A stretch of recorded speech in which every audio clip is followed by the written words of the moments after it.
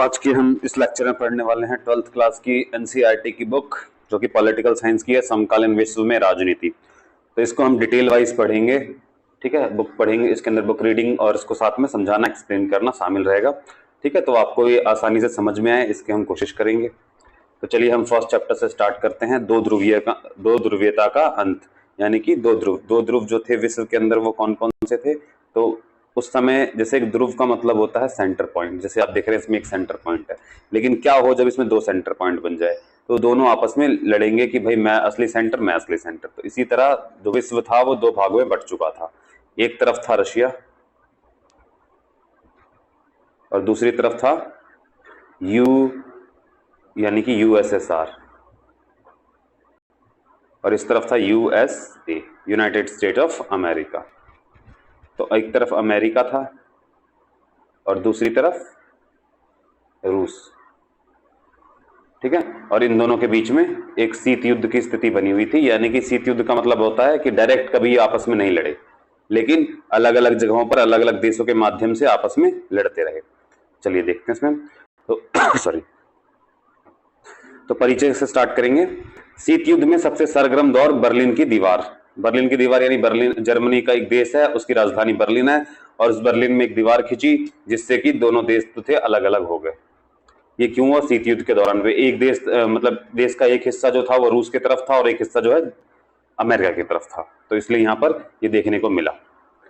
तो कभी आपस में रूस और अमेरिका आपस में कभी नहीं लड़े, लेकिन वो इस तरह से बहुत सारी जगहों पर आपस में आमने सामने रहे, लेकिन वो कभी डायरेक्ट रूप से एक दूसरे से नहीं लड़े। वहां के दूसरी जगह के देशों के लोगों ने आपस में लड़ाई की। अब देखते हैं कैसे। तो ये जो दीवार था ये शीत युद्ध का सबसे बड़ा प्रतीक था। यानी शीत युद्ध जो मैंने आगे ऊपर को बताया, तो अमेरिका और रूस के बीच में लड़ाई जो कि बिना हथियारों के लड़ी गई। ठीक है, और वो लड़ाई जो थी वो दूसरे की जमीन पे भी हुई और दूसरे लोगों ने भी लड़ी। तो 1989 के अंदर 1989 में पूर्वी जर्मनी की आम जनता ने दीवार को गिरा दिया। तो 1989 में कुछ ऐसा हुआ कि जनता ने खुद ही दीवार को गिरा दिया। इस नाटकीय घटना के बाद और भी नाटकीय ऐतिहासिक घटनाक्रम सामने आए, जिसकी परिणति हुई दूसरी दुनिया के पतन और शीत युद्ध की समाप्ति। इसमें क्या हुआ? यूएसएसआर जो कि बहुत सारे देशों का ग्रुप था, ठीक है, उसके अंदर रूस जो था वो इसका मुखिया था। ठीक है, और ये था यूएसएसआर जो है कोलैप्स कर गया। ज्यादातर देश जो थे यूएसएसआर छोड़ के चले गए, और जो यूएसएसआर की जो लेगेसी थी वो रशिया को मिली, क्योंकि रशिया एक बड़ा देश था उसके अंदर।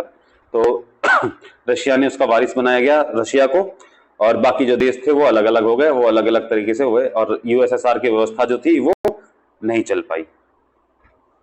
पूरे विश्व युद्ध के बाद विभाजित हो चुके जर्मनी का अब एकीकरण हो गया।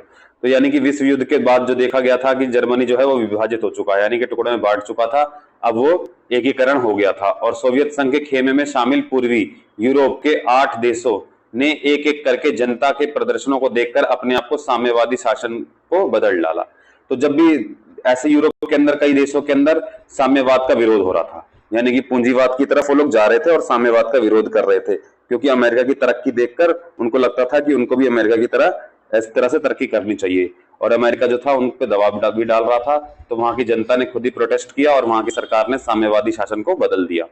और शीत युद्ध के अंतिम समय में सोवियत संघ को यह सब चुपचाप देखते रहना पड़ा, ऐसे किसी सैन्य मजबूरी से नहीं, बल्कि आम जनता की सामूहिक कार्रवाई के दबाव के कारण। तो रूस जो था उसको चुपचाप ऐसी सारी चीजें देखनी पड़ी सोवियत संघ को, और सोवियत संघ इसमें कुछ नहीं कर पा रहा था क्योंकि लोगों की ऐसी इच्छा थी। अमेरिका ने इस तरह से प्रिटेंड किया पूंजीवाद, तो कैपिटलिज्म का इतना प्रचार हो गया और वो सर्वमान्य विचारधारा बन गई, और इसी से लोगों को अब पूंजीवाद की तरफ, पूंजीवाद जो था वो अच्छा लगने लग गया था, और सोवियत संघ का साम्यवाद जो था, साम्यवाद का मॉडल ध्वस्त हो चुका था, वो उतना अच्छा नहीं चल पाया था। ठीक है, तो लोग ऐसी कार्रवाई कर रहे थे कि जिससे सरकारों को साम्यवाद छोड़ के पूंजीवाद की तरफ जाना पड़ रहा था, फ्री मार्केट की तरफ जाना पड़ रहा था। तो अंत में स्वतः सोवियत संघ का विघटन हो गया। अब सब जो उसके साथ जो बाकी सारे देश थे, उसके फ्रेंड्स थे, उन्होंने उसका साथ छोड़ दिया, और उन देशों के अंदर खुद ही पूंजीवादी सरकार बन गई और उदारवादी सरकार बन गई, और इससे उन लोगों ने वो सोवियत संघ का साथ छोड़ दिया। इस अध्याय में हम दूसरी दुनिया की घटना के आशय के कारण और परिणामों पर चर्चा करने वाले हैं। तो इसमें हम जो आगे पढ़ेंगे वो ये पढ़ेंगे कि किस तरीके से रूस में ये सारी चीजें घटित हो रही हैं। हम ये भी चर्चा करेंगे कि सोवियत संघ के शासन के पतन के बाद दुनिया के इस हिस्से में क्या क्या हुआ। अब हम ये भी जानने की कोशिश करेंगे कि भाई भारत के साथ रिश्ते कैसे हुए, सोवियत संघ के विघटन के बाद दुनिया में क्या क्या हुआ, या फिर सोवियत संघ जो है वो विघटन के समय उसमें क्या क्या हो रहा है और उस समय पूरी दुनिया में क्या क्या घटित हो रहा है। तो इसका भी हम जानने की कोशिश करेंगे इसमें।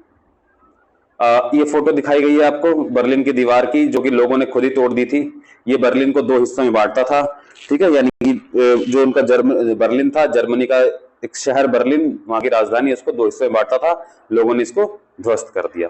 तो कुछ इस तरह की बर्लिन की दीवार दूर से दिखती थी। ये बर्लिन की दीवार दिख रही है आपको, ठीक है। तो ये बर्लिन के बारे में कुछ बताया गया है, मैं इसे जल्दी से पढ़ देता हूं। तो बर्लिन की दीवार जो है पूंजीवादी दुनिया और साम्यवादी दुनिया, पूंजीवादी दुनिया और साम्यवादी, पूंजीवाद की तरफ कौन है, अमेरिका, और साम्यवाद की तरफ कौन है, रूस, यूएसएसआर, यानी कि यूएसएसआर, ठीक है। तो दुनिया के बीच विभाजन का प्रतीक थी, और 1961 में यह दीवार पश्चिमी बर्लिन और पूर्वी बर्लिन को अलग करती थी।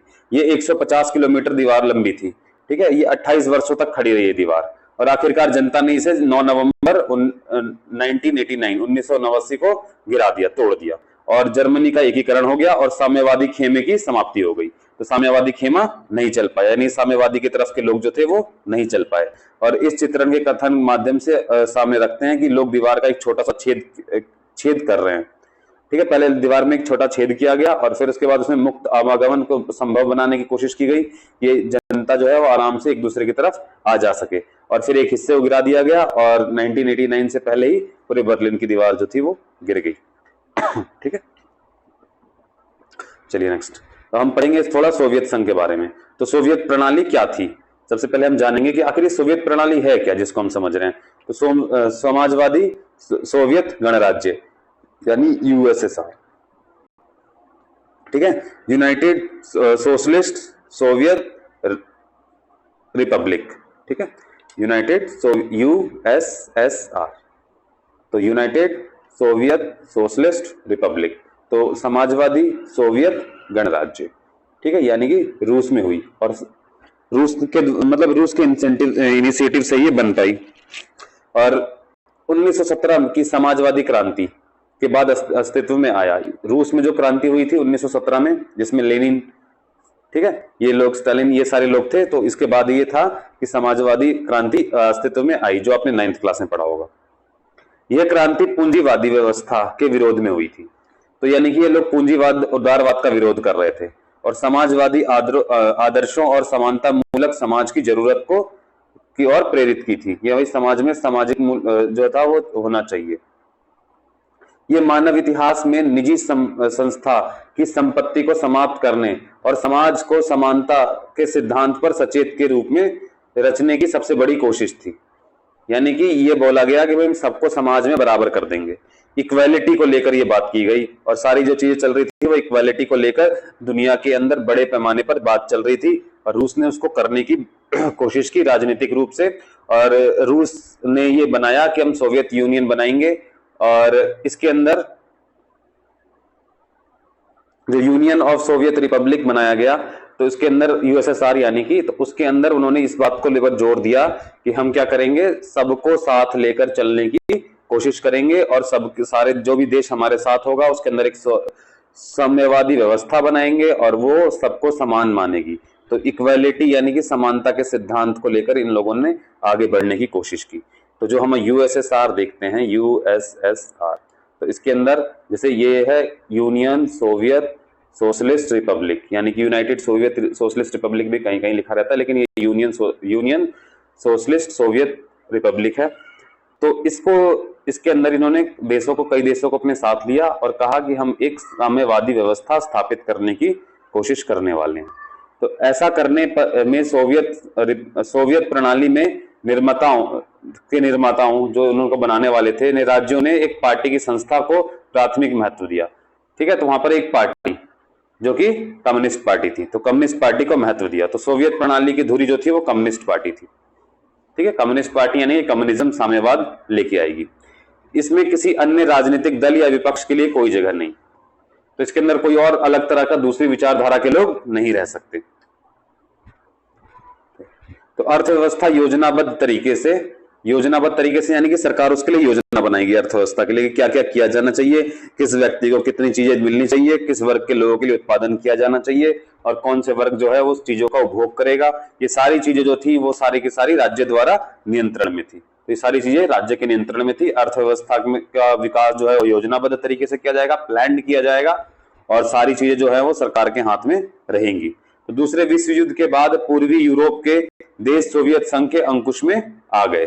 तो जैसे सेकेंड वर्ल्ड वॉर खत्म हुआ तो उसके अंदर रशिया जो था वो एक विनर की तरह निकला, अमेरिका भी एक विनर की तरह निकला। तो जो रूस के आसपास के देश थे, जो पूर्वी यूरोप के देश थे, वो रशिया के पास में पड़ता है, तो ये सारे के सारे जो है वो रूस के इन्फ्लुएंस में आ गए और रूस के अंकुश में आते ही वो सारे के सारे साम्यवादी देश हो गए।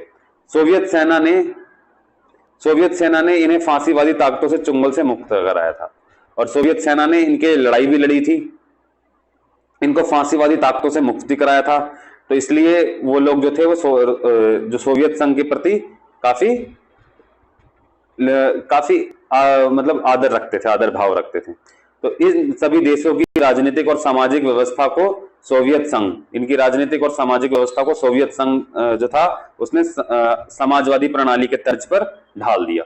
ऐसा बना दिया कि इनकी जो प्रणाली है वो कैसी हो गई, सोवियत प्रणाली। उनके देशों के अंदर भी सोवियत संघ की प्रणाली को, सोवियत सिस्टम को फॉलो किया जाने लगा। इन्हें ही हम समाजवादी खेमों के देश या फिर दूसरी दुनिया कहते हैं। तो पहली दुनिया यानी कि यूएसए के लोग, United states of America, America के लोग, और दूसरी दुनिया के लोग जो यूएसएसआर के लोग हैं, यूएसएसआर के लोग हैं, तो उनकी बात कही गई। इन खेमों का नेता समाजवादी सोवियत गणराज्य था।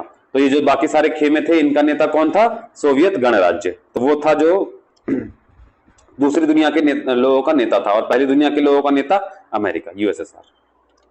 तो दूसरे विश्व युद्ध के बाद सोवियत संघ महाशक्ति के रूप में उभरा। तो जैसे ही सेकेंड वर्ल्ड वॉर खत्म हुआ उसके बाद सोवियत संघ भी एक बड़ी पावरफुल शक्ति के रूप में निकल के आया। ठीक है, तो अमेरिका को छोड़ दें, यानी कि अमेरिका को अगर हम छोड़ दें, अमेरिका की बात ना करें क्योंकि अमेरिका भी एक सुपर पावर था, तो अमेरिका को छोड़ दें तो सोवियत संघ की अर्थव्यवस्था शेष विश्व की तुलना में कहीं ज्यादा विकसित थी। यानी कि अमेरिका की तुलना में, अब अगर हम अमेरिका को छोड़ देते हैं और फिर उसके बाद हम सोवियत संघ केवल देखते हैं कि अमेरिका नाम का कोई देश नहीं है हमारे भारत मतलब वर्ल्ड के अंदर, हम अगर उसको हटा के देखें तो सोवियत संघ की व्यवस्था जो थी सबसे ज्यादा विकसित थी। वहां के लोग, वहां की अर्थव्यवस्था बहुत ज्यादा विकसित थी, लेकिन हालांकि पहले नंबर पे अमेरिका की थी। तो सोवियत संघ की प्रचार प्रणाली बहुत ही उन्नत थी। तो सोवियत संघ में संचार प्रणाली जो थी ना वो काफी अच्छी थी, कम्युनिकेशन सिस्टम उनका काफी ज्यादा अच्छा था।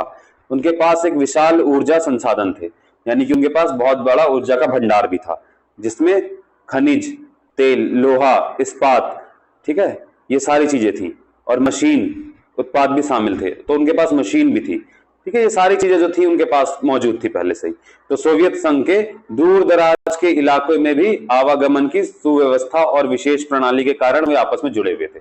तो यूएसएसआर यानी कि जो सोवियत संघ था, इसने बहुत अच्छी व्यवस्था बनाई थी कि अब दूर दराज का कोई इलाका है ना, तो वहां पर भी उन्होंने ट्रेन, रोड वगैरह का निर्माण किया था। सोवियत संघ का घरेलू, यहां से होगा, उपभोक्ता उद्योग भी बहुत उन्नत था, यानी कि वहां के लोग जो है सामान को खरीद भी रहे थे। तो उनके लोगों के पास पैसा भी था, तो इस वजह से वहां के लोग जो है उस सामान को खरीद भी रहे थे। पिन से लेकर कार तक सभी चीजों का उत्पादन वहां होता था, यानी कि एक सुई यानी पिन से लेकर एक कार तक, बड़ी कार तक लोहे की, वो सारी चीजें जो है सोवियत संघ अपने अर्थव्यवस्था के अंदर बना रहा था। हालांकि सोवियत संघ के उपभोक्ता उद्योग में बनने वाली वस्तुएं गुणवत्ता के लिहाज से पश्चिमी देशों के स्तर की नहीं थी, लेकिन हम ये कह सकते हैं कि जो अमेरिका बना रहा था, जो पश्चिमी देश बना रहे थे, उसकी गुणवत्ता, क्वालिटी जो थी ज्यादा अच्छी थी सोवियत संघ से। लेकिन सोवियत संघ की सरकार ने अपने सभी नागरिकों के लिए एक न्यूनतम जीवन स्तर सुनिश्चित कर दिया था, यानी कि सरकार ने यह कहा कि हर व्यक्ति को एक न्यूनतम जीवन स्तर मिलेगा ही, सभी को एक न्यूनतम जीवन यानी मिनिमम लाइफ स्टैंडिंग कहा कि भाई ये चीजें जो होनी चाहिए एक आदमी के पास, रोटी, कपड़ा और मकान, तो ये कौन देगा, ये गवर्नमेंट देगी, ये सरकार देगी। सरकार बुनियादी जरूरत की चीजें मसलन की स्वास्थ्य, सुविधा, स्वास्थ्य सुविधा यानी कि हेल्थ केयर, शिक्षा, एजुकेशन, बच्चों की देखभाल, लोक कल्याण की अन्य चीजें रियायती दरों पर मुहैया कराती थी। ठीक है, तो ये सब सब्सिडाइज रूप में फ्री, एक तरह से फ्री ही मिलता था। मिलती थी। ठीक है, अब एक मिनट, ये तो मिल्कियत का रूप राज्य का स्वामित्व था, यानी जमीन पे जो था वो सीधे तौर पर सरकार का अधिकार था। कैपिटल पर, पूंजी पर भी सरकार का ही अधिकार था। अन्य उत्पादकों और संपदाओं पर स्वामित्व होने के अलावा नियंत्रण भी राज्य का ही था। तो ज्यादातर चीजों पर क्या, किसका नियंत्रण था? राज्य का नियंत्रण था, सरकार का नियंत्रण था। बहरहाल सोवियत संघ प्रणाली पर नौकरशाही का शिकंजा कसता गया।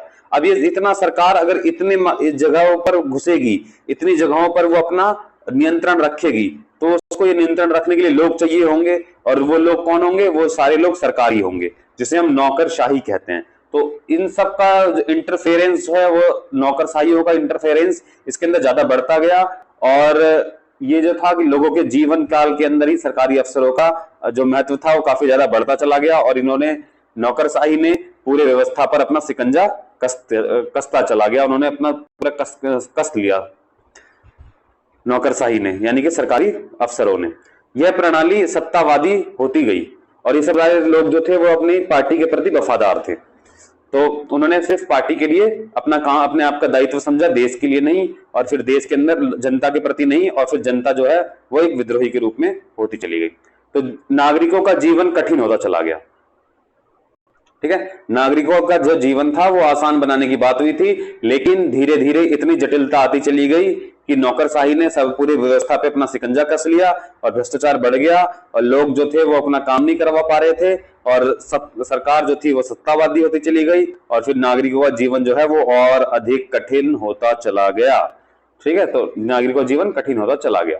तो लोकतंत्र और अभिव्यक्ति की आजादी नहीं होने के कारण लोग अपनी असहमति को अक्सर चुटकुलों और कार्टून में व्यक्त करते थे।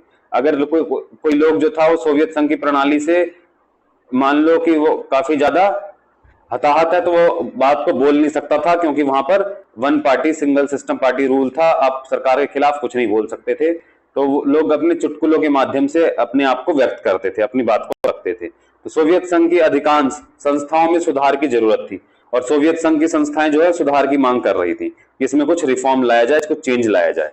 तो सोवियत संघ में एक दल यानी कम्युनिस्ट पार्टी का शासन था। इस दल का सभी संस्थाओं पर गहरा अंकुश था, और इस दल ने सभी संस्थाओं को अपने घेरे में रख रखा था।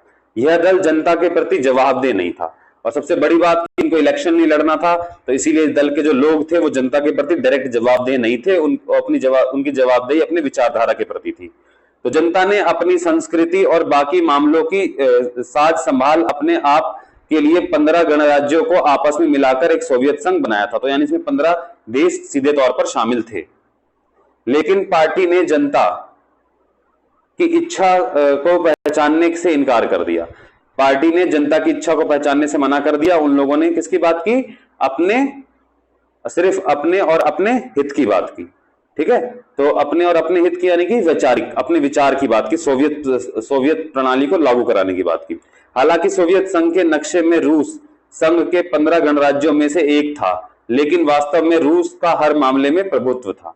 तो रूस एक बड़ा देश था, बाकी सारे जो 14 देश थे वो छोटे देश थे, तो इसलिए हर मामले पर रूस की चलती थी। देखने में तो रूस एक मेंबर था, पर रूस जो था वो बड़ा देश था, उसके पास ज्यादा शक्ति थी, तो रूस की ही चीजें चलती थी। इसीलिए हम इस प्रणाली का यानी साम्यवादी प्रणाली का नेता रूस को मानते हैं। तो रूस जो था उस समय काफी बड़ा था, आज भी काफी बड़ा है। तो रूस जो है उस ग्रुप के अंदर काफी बड़ा था, और रूस जो सोवियत प्रणाली थी वो भी रूस से ही निकली थी, तो इसीलिए रूस जो है हर मामले में अपना दखल रखता था। अन्य क्षेत्र की जनता अक्सर उपेक्षित और दमित महसूस करती थी, और बाकी देश की जनता है वो अपने आप को उपेक्षित, दमित, दबाया हुआ, दबा कुचला समझती थी। तो उन्हें दमित महसूस कर रहे थे वो लोग। देश की जनता ने अपनी सरकारों और सोवियत संघ के निरंतरण का विरोध किया। तो अब देश की जनता जो थी ज्यादा दिनों तक असर नहीं सहेगी, और उसने क्या किया? विरोध करना शुरू कर दिया। गोरवच्चे के शासक रहते सोवियत संघ ने अपनी ऐसी गड़बड़ी में उसे इस तरह का हस्तक्षेप नहीं किया। और जैसे कि जो गोरबच्चे के शासन रहते सोवियत संघ ने गड़बड़ियों में उस तरह का हस्तक्षेप नहीं किया जैसा अतीत में होता था। तो जब गोरबच्चे को शासन मिला, शासन व्यवस्था मिली, तो उन्होंने उस तरह से गड़बड़ियां जब हो रही थी उनको उस तरह से देखा, उस तरह से इंटरफेरेंस नहीं किया, उसमें टांग नहीं अड़ाई, जैसा कि वो अतीत में ऐसा होता आया था कि अगर कहीं भी ऐसा लगता था कि कहीं पे साम्यवादी विरोधी कार्य हो रहा है तो सरकार उसको दबाने की कोशिश करती थी। बट गोरबच्चे ने ऐसा नहीं किया। पूर्वी यूरोप की साम्यवादी सरकार, पूर्वी यूरोप की जो साम्यवादी सरकारें थी एक के बाद एक गिरती चली गई। तो पूर्वी यूरोप के अंदर जहां भी रूस ने उन लोगों की हेल्प की थी फांसीवादियों से लड़ने के लिए, अब वहीं पर रूस के खिलाफत होने लग गई, सोवियत संघ की खिलाफत होने लग गई, और वहां की जो साम्यवादी सरकारें थी उनको हटाया जाने लगा और वहां पे एक पूंजीवादी उदारवादी सरकार बनाई जाने लगी। सोवियत संघ के बाहर हो रहे इन परिवर्तनों के साथ साथ अंदर भी संकट गहराता चल रहा। तो सोवियत संघ के बाहर जो था ना, इतना ज्यादा परिवर्तन करने के बाद भी जो संकट था उनके ऊपर, जो संकट आ रखा था, जो मुसीबत आ रखी थी, वो गहराता ही चला गया। अब जो था गोरबच्चे ने, जो गोरबच्चे जब पार्टी के सेक्रेटरी बने, जब उन्होंने सोवियत संघ की अध्यक्षता ली, तो उन्होंने कहा कि भाई हम देखो आपके आंतरिक मामलों में इंटरफेयर नहीं करेंगे जैसा कि हम पहले करते हुए आए थे। लेकिन फिर भी स्थिति जो थी वो संभल नहीं पाई। वहां पर कई तरह की सरकारें थी, उन सरकारों को, मतलब कई तरह की जो सोवियत संघ की सरकारें थी उनको हटाया गया, उनको अपने पद से हटाकर वहां पर उदारवादी सरकार बनाई गई। लोगों ने विचारधारा को नकार दिया था, लेकिन फिर भी थोड़ी सी छूट देने के बाद भी सोवियत संघ के जो लोगों ने थोड़ी सी छूट दी अपने राज्यों को कि आप अपनी तरीके से काम कर सकते हो, फिर भी वो लोग नहीं माने और उन्होंने सोवियत संघ से अपने आप को अलग करना ही ठीक समझा। इससे सोवियत संघ जो था उसका विघटन तेजी से होता चला गया और सोवियत संघ जो है वो तेजी से टूटता चला गया। और गोरबच्चे ने देश के अंदर आर्थिक और राजनीतिक सुधारों की और लोकतांत्रिक करण की नीति चलाई। अब गोरबच्चे कह रहे हैं कि हम भी लोकतंत्र अपनाएंगे, हम भी आर्थिक और राजनीतिक सुधारों की बात करने लग गए गोरबच्चे भी। तो इन सुधारों नीतियों का, अब देखो ये सारे जो सुधार हो रहे हैं ये किसके लिए हो रहे हैं? जनता के लिए, जनता की पब्लिक के लिए। लेकिन कम्युनिस्ट पार्टी के लोगों की विचारधारा जो है वो ये कह रही है कि आपको विचारधारा के प्रति वफादार रहना चाहिए। तो कुछ कम्युनिस्ट पार्टी के नेताओं के द्वारा इसका विरोध भी किया गया, यानी गोरबच्चे को खुद ही अपनी पार्टी में अपना विरोध झेलना पड़ा। तो 1991 के अंदर एक तखला पलट भी हुआ, कम्युनिस्ट पार्टी से जुड़े गर्मपंथियों ने इसे बढ़ावा दिया। तब तक जनता को स्वतंत्रता का स्वाद मिल चुका था और वे कम्युनिस्ट पार्टी की पुरानी रंगत वाले शासन को नहीं जानना चाहते थे। और कुछ लोगों ने मिलकर कम्युनिस्ट मतलब वहां पर क्या किया कि भाई रातों रात हम क्या करेंगे, सरकार बदल देंगे और वापस साम्यवादी शासन स्थापित कर देंगे। लेकिन लोगों को स्वतंत्रता में मजा आने लग गया था, उदारवाद में मजा आने लग गया था और उन लोगों ने मना कर दिया। वो उन जो सत्ता पलट करने वाली ताकतें थी उनसे उनकी जो है उन्होंने हेल्प नहीं की। किसने? जनता ने उनकी हेल्प करने से मना कर दिया और वो जो शासन बदलने की व्यवस्था थी वो विफल हो गई। यानी कम्युनिस्ट पार्टी को दोबारा स्थापित करने की जो व्यवस्था थी वो विफल होती दिखाई दी।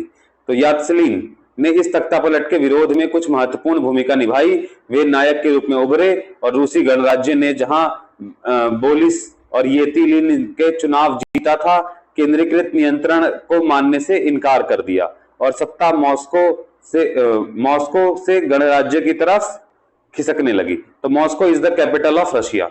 तो वो लोग साथ मॉस्को से रह के पूरे अलग अलग देशों की, जो उनके 15 देश थे, उनके विदेश नीति और आगे अलग अलग चीजों पर अपने फैसले सुनाया करती थी। ऐसा खासकर सोवियत संघ के उन भागों में हुआ जहां पर ज्यादा यूरोपीयकृत थे और अपने को संप्रभु राज्य मानते थे। यानी कि यूरोपीय देशों ने ज्यादातर ऐसा किया और वो सोवियत संघ से अलग हो गए। वे अपने आप को एक राज्य के रूप में मानते थे और कहते थे कि वो सोवियत संघ से अलग है। और उसके अंदर अलगाववाद की जो नीति थी वो पहले से चल भी रही थी कई यूरोपीय देशों में। उन लोगों ने, वहां के लोगों ने अलगाववाद की बात बहुत पहले भी कर रखी थी। आश्चर्यजनक के तौर पर मध्य एशियाई गणराज्यों, मतलब मध्य एशिया के जो गणराज्य थे, ने अपनी स्वतंत्रता की मांग नहीं की। तो अब देखो इसके अंदर भी कुछ था कि जब रूस के नीचे वाले देशों को देखोगे, कजाकिस्तान, किर्गिस्तान, ये सारे देश थे, उन्होंने अपनी स्वतंत्रता की मांग नहीं की। केवल और केवल कौन मांग कर रहा है? वो है यूरोप के देश। तो यूरोप के देश जो है वो मांग कर रहे हैं कि भाई उनको क्या करें, उनको अलग कर दिया जाए सोवियत संघ से। वे अपनी अर्थव्यवस्था को खुद चलाना चाहते हैं। वे सोवियत संघ के साथ नहीं रहना चाहते। लेकिन इसके बाद हम मध्य एशियाई देशों के बारे में देखते हैं, जो किर्गिस्तान, उज्बेकिस्तान, तुर्कमेनिस्तान, ऐसे वाले जो देश हैं वो लोग क्या कर रहे थे, वो सोवियत संघ के साथ जाना चाहते थे। ठीक है, वो सोवियत संघ के साथ रहना ही चाह रहे हैं, तो सोवियत संघ के साथ वे रहना ही चाहते थे। तो 1991 के अंदर दिसंबर में येल्त्सिन ने के नेतृत्व में सोवियत संघ के 3 बड़े गणराज्य रूस, यूक्रेन और बेलारूस ने सोवियत संघ की समाप्ति की घोषणा कर दी। तो येल्त्सिन के नेतृत्व में, जो कि वहां पर उदारवादी लोकतंत्रवादी शासन के समर्थक थे, तो उन्होंने क्या कहा कि भाई देखो 3 लोग साथ आए, रूस, यूक्रेन और बेलारूस। उन्होंने कहा कि सोवियत संघ अब विखंडित हो चुका है और इसका जो सबसे बड़ा नेता था रूस, वो अब से बाहर आ चुका है।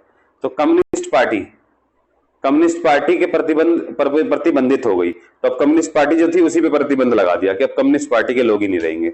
और परिवर्तित सोवियत गणराज्य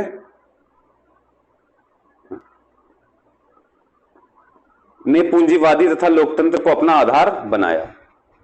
ठीक है, यानी कि उन लोगों ने किसको अपना आधार बनाया, तो उन्होंने आधार बनाया सोवियत गणराज्य, पूंजीवाद को और लोकतंत्र को। ठीक है, सोवियत गणराज्य वालों ने किसको आधार बनाया, तो पूंजीवाद और लोकतंत्र को अपना आधार बनाया। साम्यवादी गणराज्य के विघटन की घोषणा और स्वतंत्र राज्यों की राष्ट्रकुल, कॉमनवेल्थ व इंडिपेंडेंट स्टेटस का गठन बाकी गणराज्यों और खासकर मध्य एशियाई गणराज्यों के लिए बहुत आश्चर्यचकित करने वाला था। अब जो मध्य एशियाई गणराज्य थे, जो सोवियत संघ से अलग नहीं होना चाह रहे थे, क्यों नहीं अलग होना चाह रहे थे, क्योंकि उनको उनसे फंडिंग मिलती थी और बहुत सारा खर्च जो है वो सोवियत संघ उठाया करता था, यानी रूस उठाया करता था। ये सभी गणराज्य स्वतंत्र राज्य के राष्ट्रकुल से बाहर थे। इन मुद्दों को तुरंत बहाल कर लिया गया और उन्होंने राष्ट्रकुल का एक संस्थाक सदस्य बनाया गया और रूस को सोवियत संघ का उत्तराधिकारी राज्य स्वीकार किया गया। तो अब देखो, जो बहुत सारे लोग थे, बहुत सारे जो राज्य थे, उन्होंने कॉमनवेल्थ यानी कि अपनी जो ब्रिटेन का जो सिस्टम चला रहा ना, उसके तहत अपने आप को उनके अधीन करने की बात कही और रूस को सुरक्षा परिषद में सोवियत संघ की सीट दी गई। यानी कि ये बोला गया कि भाई सोवियत संघ की जगह कौन बैठेगा यहाँ पर, लेकिन क्योंकि सोवियत संघ में तो 15 लोग थे, तो सोवियत संघ जो है अब एक देश नहीं रहा, उसके अंदर से कई टुकड़े हो चुके हैं, अब देश जो है वो रूस बचा है। तो सोवियत संघ की जगह रूस को वहां पर सुरक्षा परिषद में स्थायी सीट मिलती है। तो सोवियत संघ ने जो अंतरराष्ट्रीय करार और संधियां की थी, उन सब को निभाने का जिम्मा अब रूस पर था। यानी कि ये भी कहा गया कि जो भी मामले सोवियत संघ ने उठाए थे, अब उसको पूरा कौन करेगा, वो पूरा करेगा रूस। तो सोवियत संघ के विघटन के बाद के समय से पूर्वी गणराज्यों के बीच एकमात्र परमाणु शक्ति संपन्न देश का दर्जा रूस को मिला था। अब पूरे पश्चिम के अंदर, जो पूरे पूर्व के अंदर या एशिया के अंदर जो था परमाणु संपन्न देश, वो रूस था। उसने अमेरिका के कुछ परमाणु निरस्त्रीकरण की दिशा में कदम भी उठाए। यानी कि रूस ने कहा कि परमाणु बम जो है बाकी लोगों को नहीं मिलना चाहिए, तो इसके लिए निरस्त्रीकरण यानी कि जो हथियार होते हैं उसको खत्म करने की बात उठाई। तो सोवियत संघ अब नहीं रहा। ठीक है, वो दफन हो चुका था। तो इस तरह से सोवियत संघ जो है वो अब नहीं रहा। ठीक है, और सोवियत संघ जो है वो अब दफन हो चुका था, ध्वस्त हो चुका था। ठीक है, तो इसको अब एक बार दोबारा पढ़ेंगे। देखिए, यह है खुरचविचे निकेता खुरवचे। ठीक है, इसको हम अगर नेक्स्ट क्लास होगी, ठीक है, उसके अंदर हम पढ़ेंगे, नहीं तो फिर ज्यादा बड़ा हो जाएगा चैप्टर। ठीक है, तो चलिए इसको नेक्स्ट वाले चैप्टर में पूरा मतलब बाकी आगे पढ़ने की कोशिश करेंगे।